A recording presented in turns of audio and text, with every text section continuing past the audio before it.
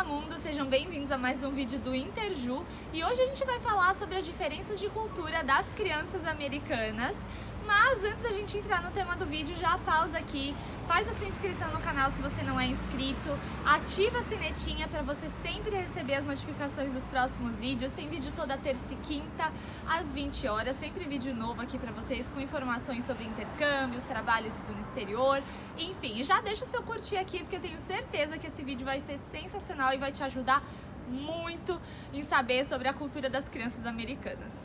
Então vamos lá, a primeira diferença que eu acho que foi a que eu mais notei quando eu cheguei aqui foi em relação à alimentação, né? No Brasil a gente está acostumado a comer um café da manhã completo, a gente senta para almoçar, para jantar com a nossa família normalmente, e come comida, um arroz, um feijão, uma carne, um frango, enfim. Aí depende também do que as crianças gostam, as famílias, mas aqui eu notei uma diferença muito grande em relação a isso.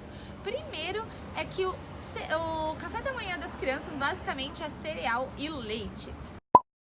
E aí eu ficava assim, gente, mas é isso todo dia? Mas é a cultura daqui. Então se você vier, não se assuste que as suas crianças vão comer no café da manhã cereal e leite só. Às vezes eles fazem aquele smoothie, que é aquela vitamina com fruta, para ser um pouquinho mais nutritivo. Algumas famílias fazem, não são todas, tá? E também algumas crianças acabam comendo uma frutinha ou outra. Mas no geral é o cereal e o leite basicão. E no almoço, não existe essa questão da criança sentar com a família para comer igual a gente senta aí. Não existe essa questão de comida, de você dar arroz, feijão.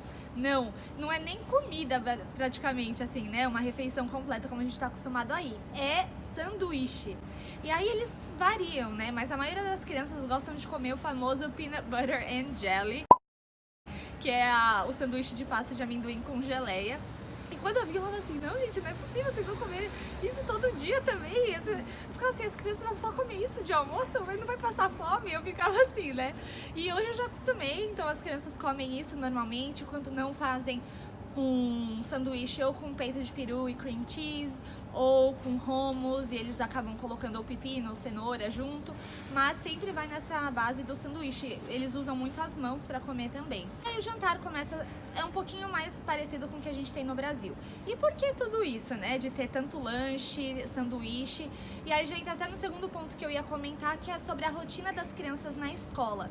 Então, para eles, normalmente as crianças elas já levam a lancheirinha delas para a escola, então leva sempre 1 ou 2 snacks e um almoço, porque aqui a rotina de estudos é integral. Se não for integral, algumas crianças estudam, quem não tem a opção de estudar integral aqui, estuda mais ou menos desde as 8 da manhã até 2h30 da tarde. Não é igual aí no Brasil que a gente tem 2 períodos, né? O período de quem vai para a escola de manhã, volta e almoça em casa, ou o período de quem vai depois, né, vai à tarde para a escola, almoça em casa, depois vai estudar. Não. Então tem essa questão porque eles têm esse período integral, ou se eles não têm o período integral, eles têm também muitas atividades depois da escola.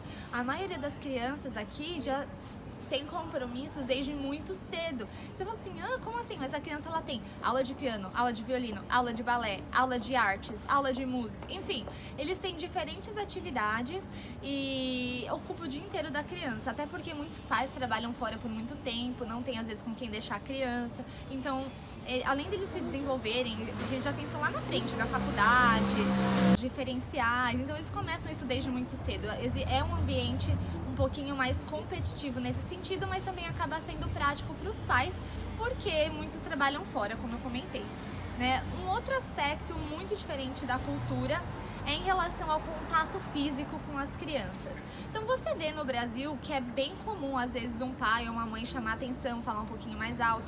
Alguns pais ainda acabam, né, tendo um contato mais físico, assim, de dar um tapinha na criança. Não vou entrar aqui se é politicamente correto ou não, tô falando o que existe ainda no Brasil, mas aqui isso é inadmissível, assim, existem muitas propagandas contra isso, o governo é contra isso e a maioria das famílias é contra isso.